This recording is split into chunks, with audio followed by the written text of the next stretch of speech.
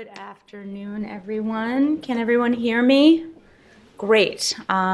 If volume needs to be adjusted at any point this afternoon, let me know. I tend to be louder than average, but for other speakers, let me know. I am Laura Millendorf, one of Ross's daughters, and I will be serving, I guess, as quasi-MC for the afternoon. Our family is grateful for the kindness of each one of you in joining us for this memorial. There are friends, colleagues, and neighbors here from Switzerland, Santa Fe, Connecticut, Boston, Washington, Philadelphia, Colorado, Atlanta, and throughout the New York area. And there's quite a crowd here today, and it's been wonderful to see. Ross was born in the final months of World War II in the area of New Zealand's North Island known as Hawke's Bay. It is lush green country now, known for its vineyards, but when Ross was growing up, the region and the city of Hastings were sheep and fruit country with many large and small orchards. He grew up on one of these small family orchards. For his first 9 years, home was a converted packing shed without indoor plumbing or modern conveniences. He was the eldest child, born to parents who had married late by the standards of the time. Ross always described himself as a most unsatisfactory child, spindly and frequently sick, in retrospect, because his parents smoked, and he was allergic to the horse dander encountered in the course of his daily life. Ross and his sister Sue were often ejected from the busy house of a working farm to play out in the orchard or near the river, unsupervised, just like we would do it today. Ross never understood the need for things. He spoke of carving guns out of sticks and inventing toys out of stray pieces of wood found in the orchard's packing shed, clambering atop the family tractor, and somewhat more unfortunately, playing near drums of agricultural pesticides. Operating a small orchard was no easy business, and Ross was sometimes called upon to help, despite having no natural gift for the work. If a late frost threatened the young fruit, Ross knew he could be wakened in the middle of the night to help put out fire pots at the base of the vulnerable trees. He remembered how the initial excitement of the emergency grew old quickly with the rigor of the work. Ross knew from a young age that taking over the family orchard was not to be his path, as devoutly as this was wished by his father. Ross's parents were educated, literate people.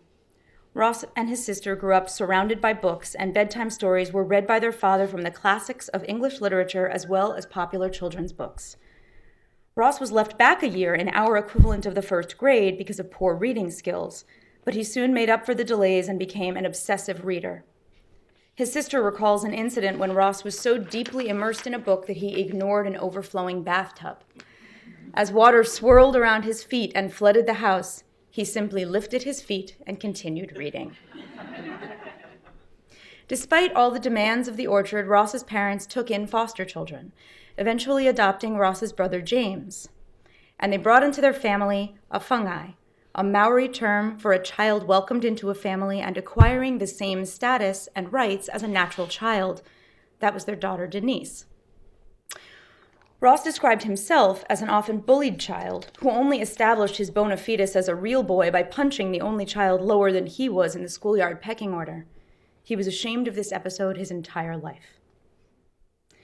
During elementary school, Ross's gifts in engineering and math began to emerge. In mid-elementary school, he begged his parents for marbles.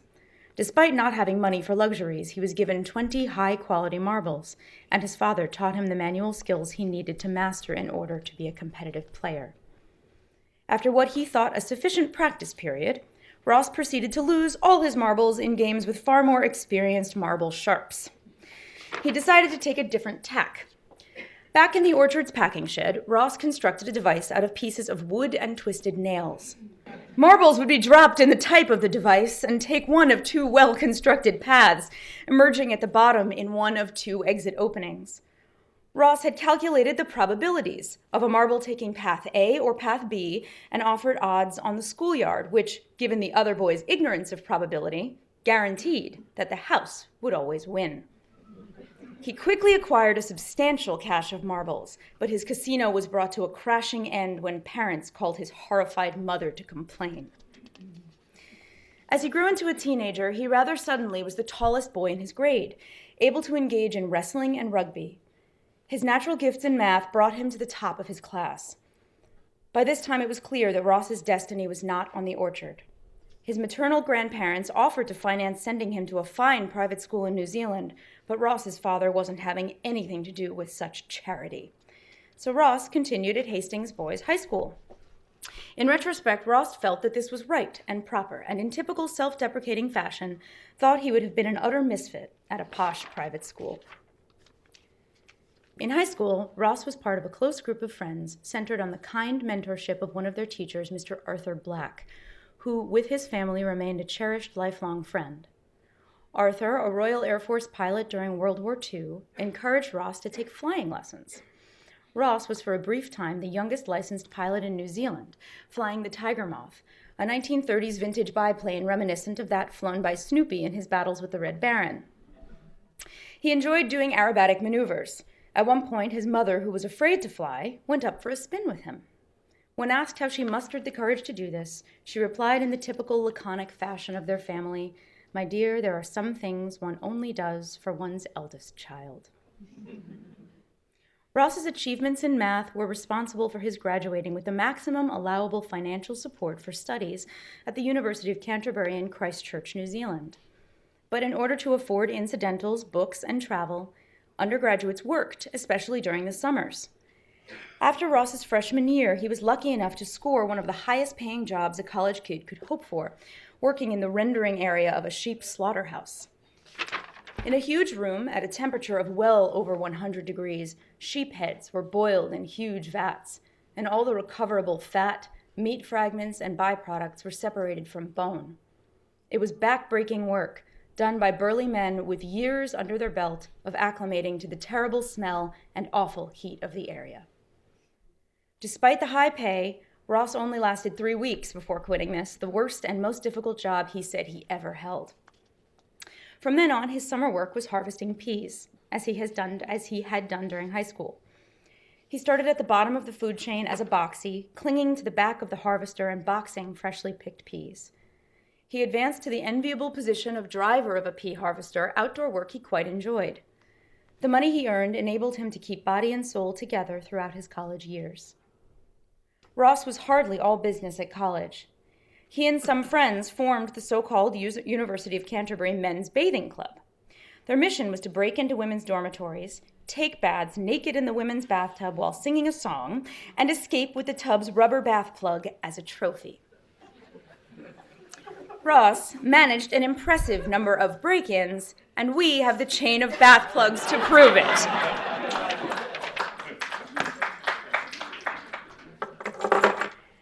After graduating, Ross left New Zealand for graduate studies in physics at Trinity College, University of Cambridge in England. Upon arrival in Cambridge, he realized that he was viewed, probably accurately, as a hayseed with his Kiwi dialect. He allowed his accent to morph into more British-sounding speech.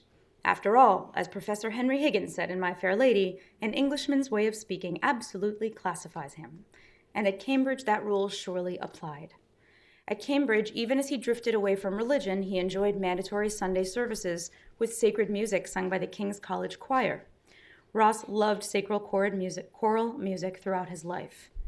He joined the Trinity Boat Club, and his hours punting on the Cam were some of his fondest memories.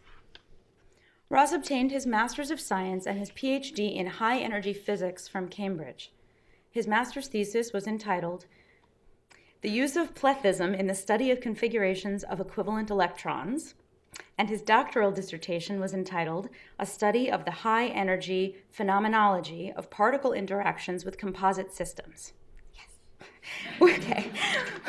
We wish we could provide you with a guide for the very perplexed to summarize this work, but sorry, you're on your own. Ross said he barely squeaked by to obtain his doctorate, but as in many other aspects of his life, it is hard to know where the self-effacing ends. After all, this was a man who, when asked, "And what do you do?" never answered with more than "I play with computers," unless threatened that he wouldn't get dinner. Our subsequent speakers will put some meat on the bones and explain more eloquently exactly what it was Ross actually did during his years doing pure science. Our family thanks every one of you for being here with us today. Next up is going to be Martin Kessel, a dear friend and colleague.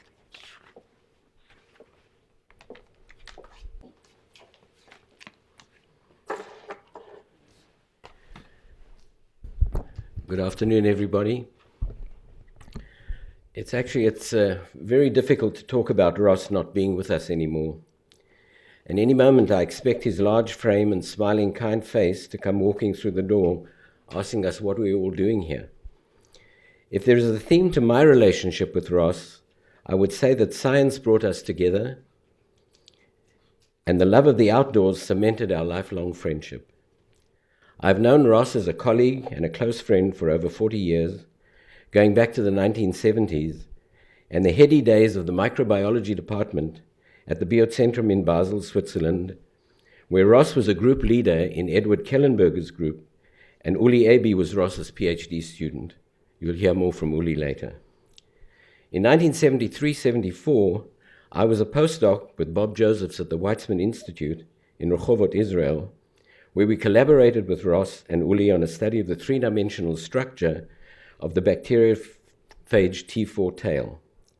A bacteriophage is a virus that specifically attacks bacteria, and we were interested in just the tail of that phage.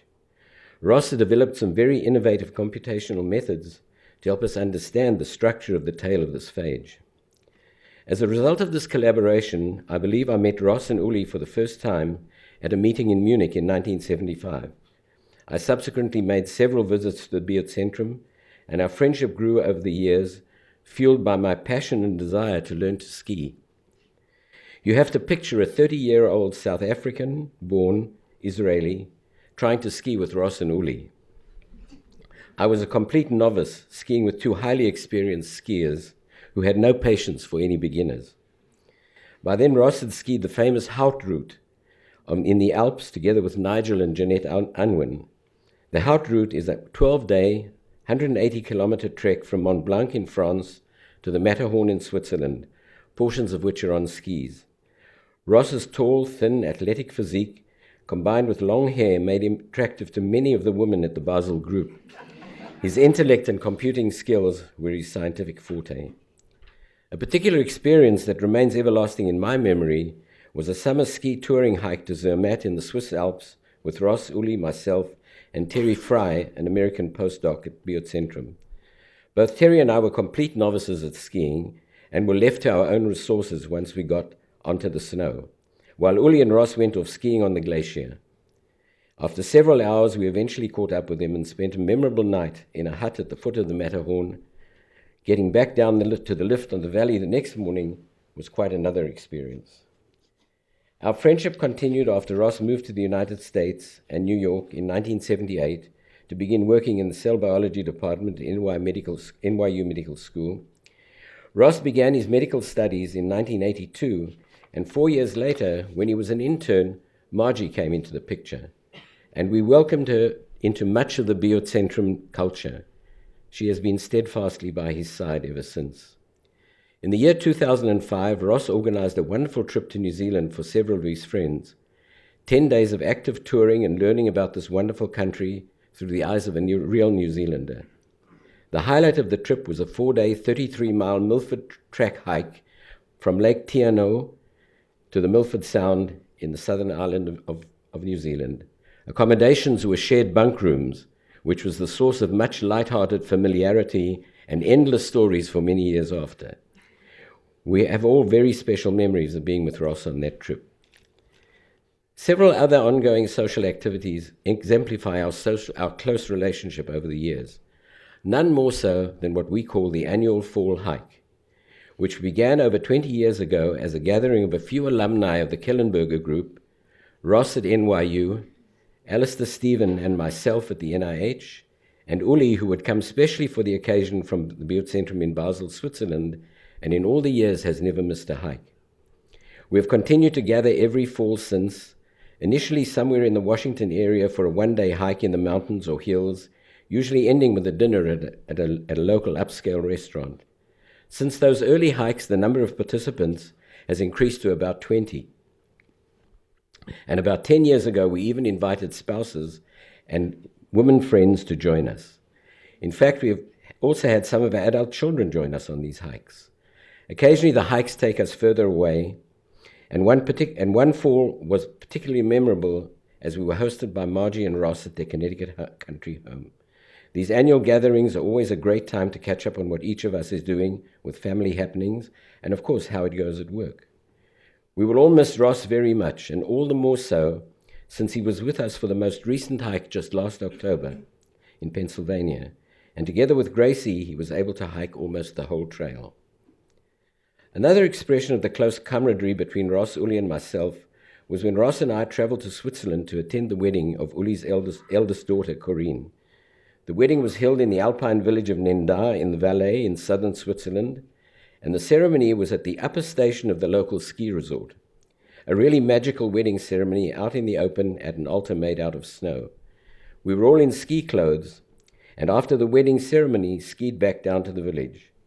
For the wedding reception in the evening, again at the upper station, dress was formal, but since we had to traverse quite a lot of snow to get to the gondola for the ride up the mountain, we had to wear heavy boots and carry our fine shoes. There was much dancing and merriment in the special atmosphere, another brick in the wall of this unique friendship. Ross had a great love for sports, and he spent many a weekend refereeing amateur rugby games in and around New York City. When Rebecca was growing up, we were able to spend quite a few days of skiing together in New Hampshire, and I fondly recall Gail, Jonathan, and I driving at night from Washington, D.C., picking up Ross and Rebecca and all their gear in New York City for the 6-hour drive to our parents' house in Bethlehem, New Hampshire, and then just having fun days of skiing. Over the years, we spent several occasions skiing together in New Hampshire. Over the years, we also regularly met with Ross at scientific conferences, particularly the biannual Gordon Research Conferences held in New Hampshire in the summer, devoted to our specific field of interest, three-dimensional electron microscopy. Amazingly, 3 of our very close colleagues in this field have just been awarded the 2017 Nobel Prize in Chemistry for their contributions to cryo-electron microscopy and 3D electron microscopy. In fact, one of the laureates, Richard Henderson from Cambridge in the UK, specifically recognized Ross in his Nobel lecture for his efforts in establishing a communication network for the exchange of information amongst all of us in our field.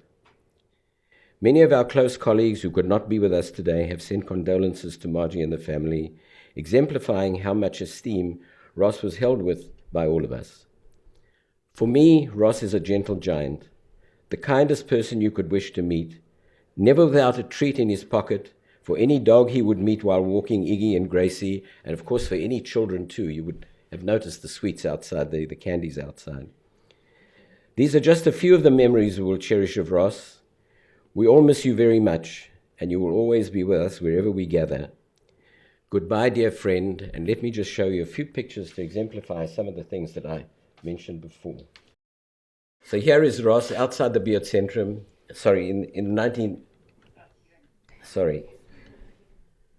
in the 1975, around 1975-76, and you can actually see sitting on the ledge there one of our close colleagues, Beatrice ten Hegler.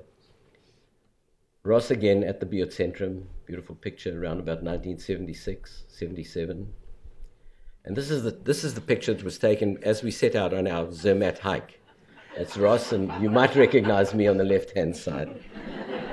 And of course, once we got onto the snow, there's Uli and myself, and Uli and Ross basically just said, "Goodbye, guys, we'll see you in a few hours."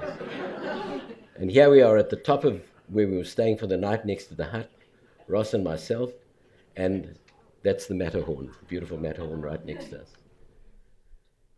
And here are some pictures from our fall hikes, a couple of them, Ross and Peggy. I'm just going to go through these rather quickly. So this spans several years of hikes together, and lots of fun, taking a selfie, I guess. And that's us with Uli, and just sitting for a lunch. And this is the most recent hike, I think. This is the one we've just done. There he is with Gracie, leading the way. And this wonderful picture of him and Gracie at the little reception that we had at Lauren Buell's house after the hike. So thank you very much. Wonderful colleague. And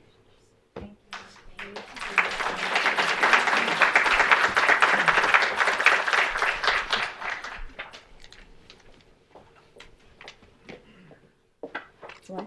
No, go ahead. take it down or something. Okay. And next up, we're going to hear from Uli Abi, another dear friend and colleague. Okay. Welcome everybody. I'm Uli Abi. I'm from the already mentioned Biozentrum from the University of Basel, Switzerland.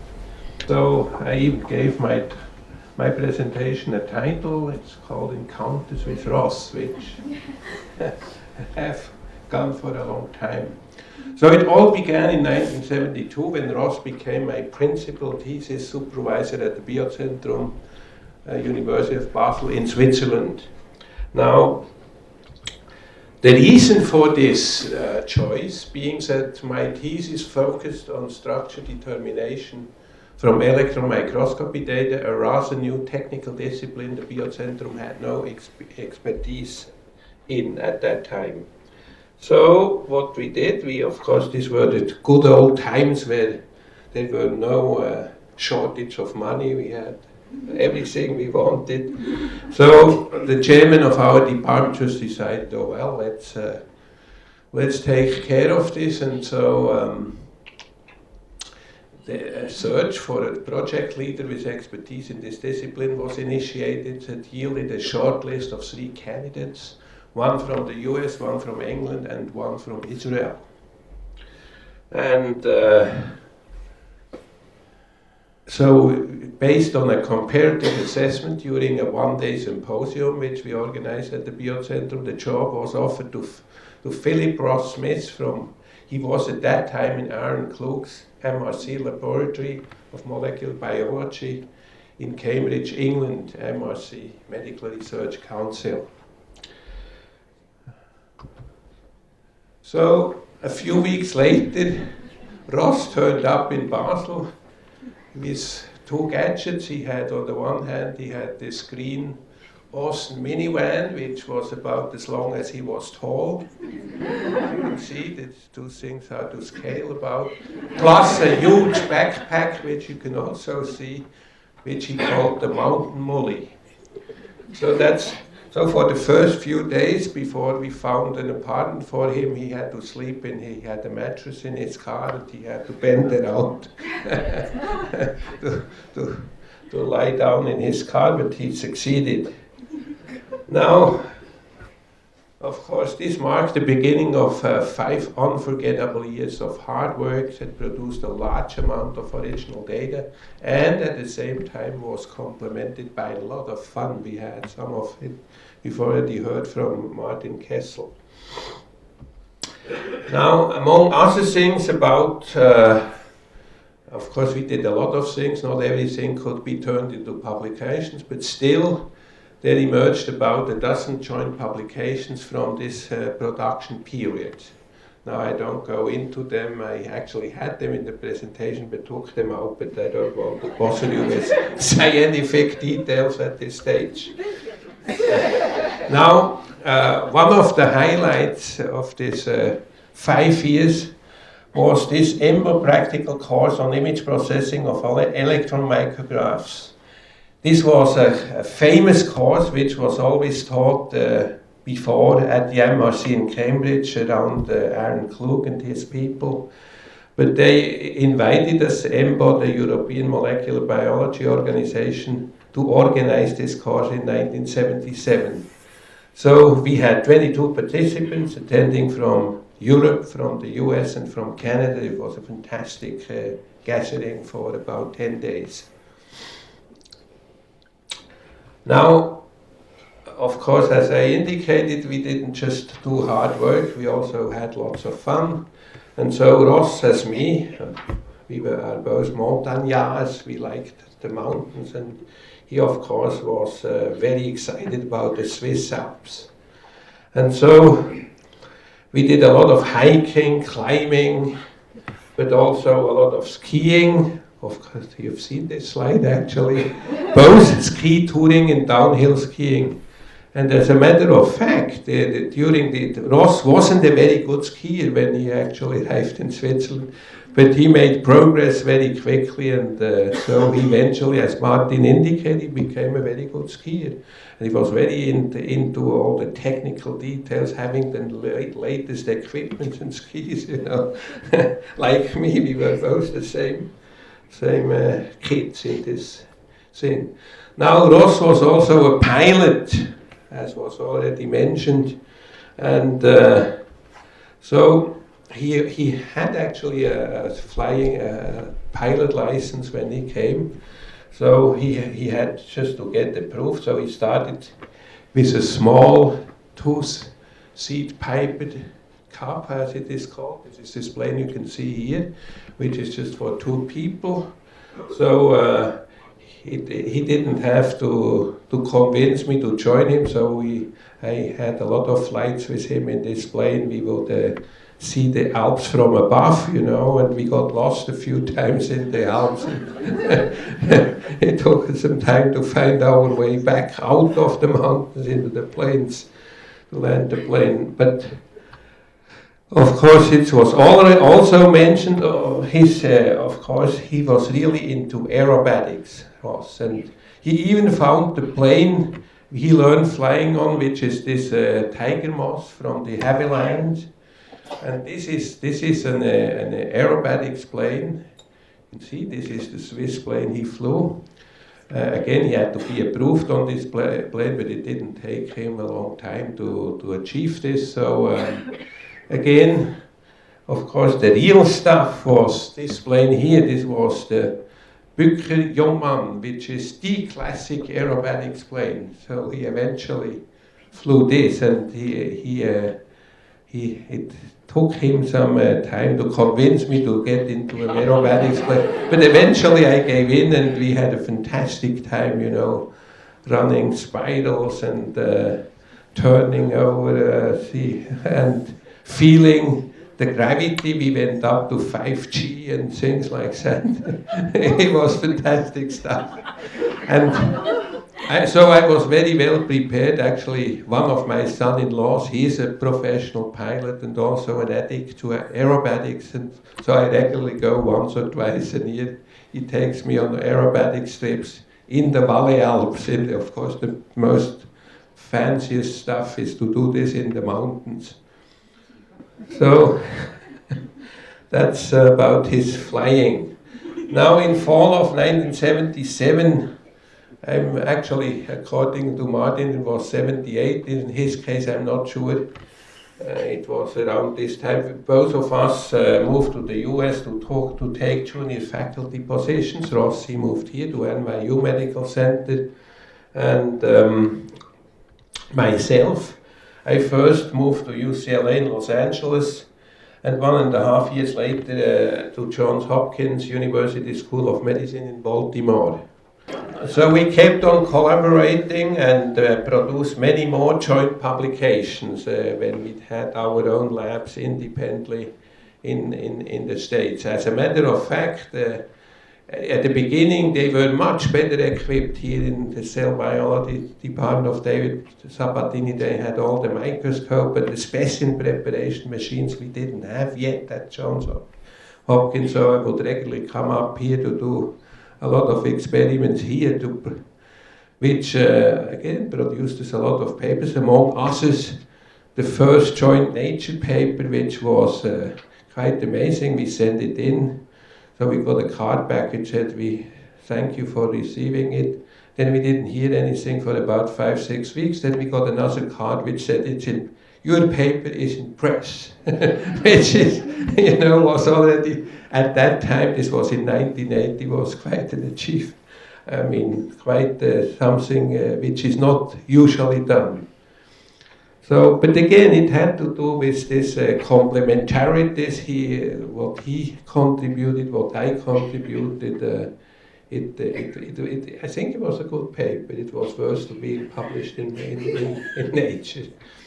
Okay, so we of course we met every year at least once or twice in the upcoming years, mostly in New York or in Baltimore, as long as I also lived in the United States, and after I moved back to Switzerland, he would also a few times come to Switzerland. occasion was already mentioned by Martin Kessel. This was the wedding of one of my daughters. Okay, so last time we met again, this was mentioned by Martin, was past October for this great fall hike, as it was first called the traditional fall hike, and then later they changed it to the great fall hike, which it has been a tradition now for more than 20 years.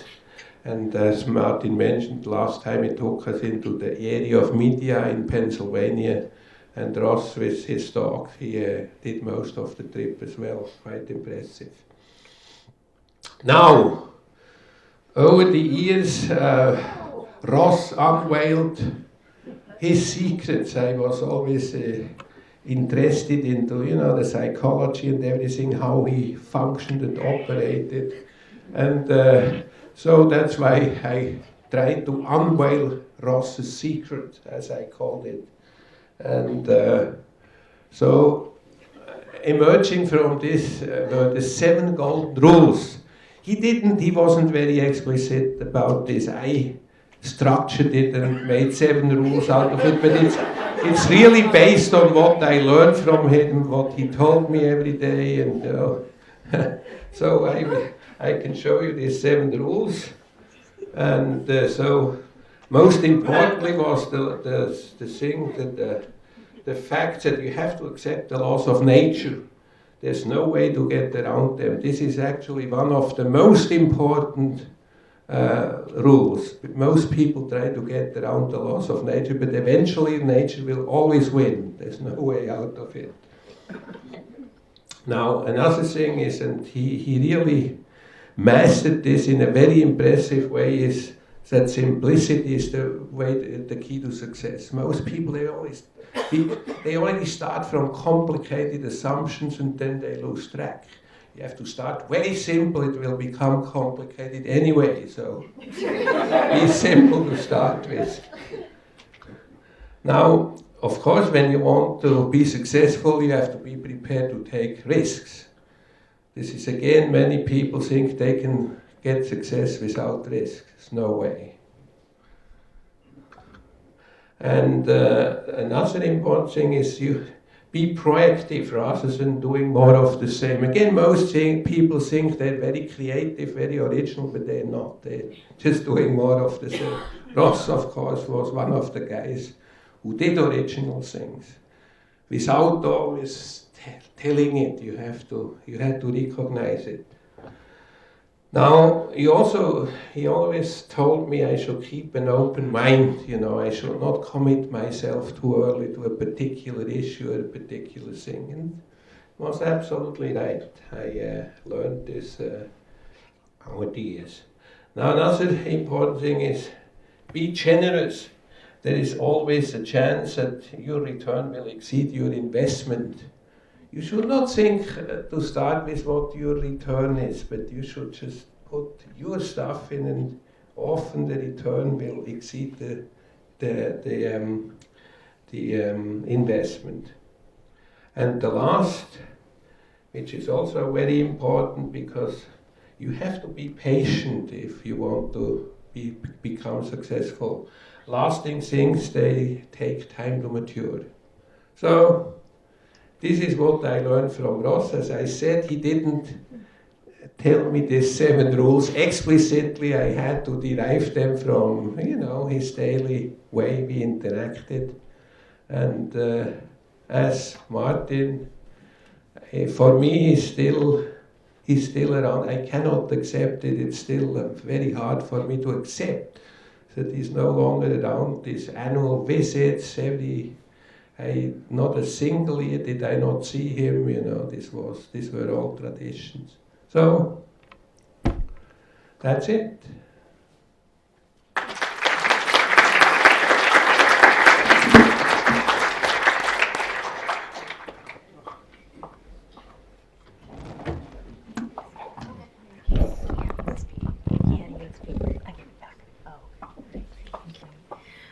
Next up, we're going to hear from Mark Triola, representing the NYU faculty.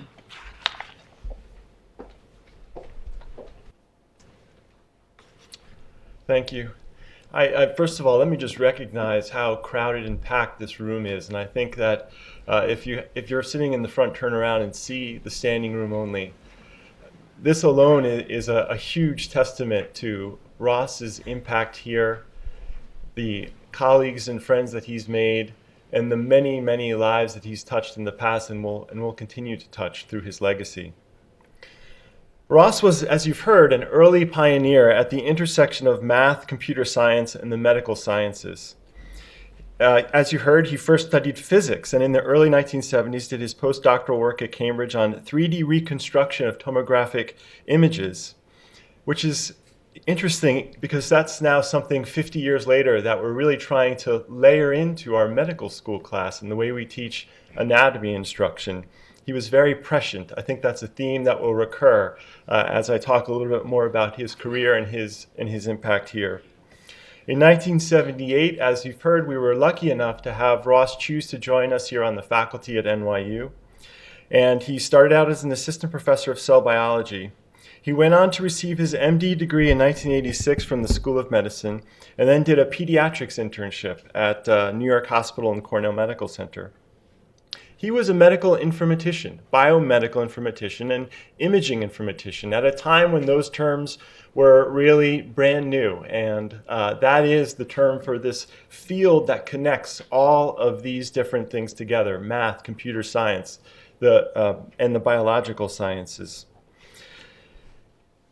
He, along with others here, like Marty Nakbar, whom many of us know, were really the fathers of our current computational programs for research, for innovation, and for informatics across the medical school and the medical center.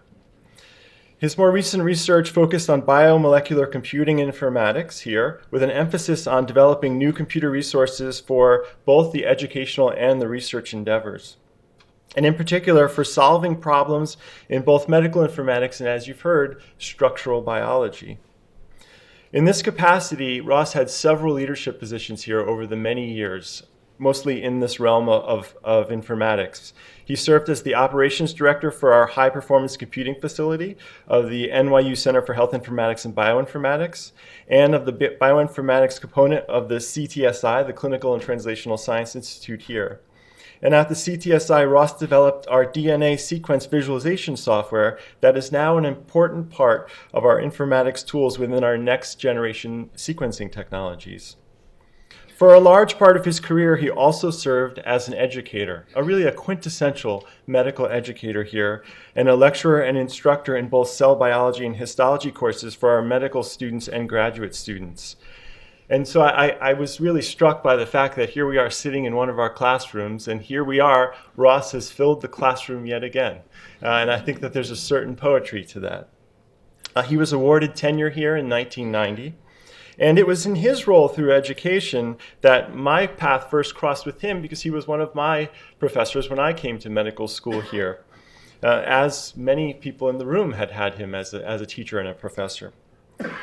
Later on, when I was a chief resident and I decided also to go into medical informatics and was sort of stumbling my way along, Ross found me and offered his mentorship and guidance and advice, and helped create a grant application that funded part of my fellowship that I really wouldn't have been able to do otherwise. And he didn't have to do that. He was really quite generous, and he was really, as we had heard from some of those 7 rules, trying to make an investment in people that were going to bring this science forward and bring us as individuals forward.